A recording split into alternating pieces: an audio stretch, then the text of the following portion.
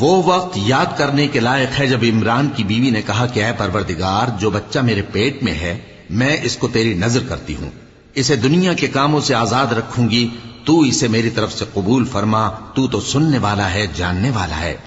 پھر جب ان کے ہاں بچہ پیدا ہوا تو کہنے لگی کہ پروردگار، میرے تو لڑکی ہوئی ہے، جبکہ اللہ خوب جانتا تھا جو ان کے ہاں ولادت ہوئی تھی، اور نہ ہوتا لڑکا مانند اس لڑکی کے۔ اور کہنے لگیں میں نے اس کا نام مریم رکھا ہے، اور میں اس کو اور اس کی اولاد کو شیطان مردود سے تیری پناہ میں دیتی ہوں۔ تو اس کے پروردگار نے اس کو پسندیدگی کے ساتھ قبول فرمایا اور اسے اچھی طرح پرورش کیا، اور زکریا کو اس کا کفیل بنایا۔ زکریا جب کبھی عبادت گاہ میں اس کے پاس جاتے تو اس کے پاس کھانا پاتے۔ یہ کیفیت دیکھ کر ایک دن مریم سے پوچھنے لگے کہ مریم، یہ کھانا تمہارے پاس کہاں سے آتا ہے؟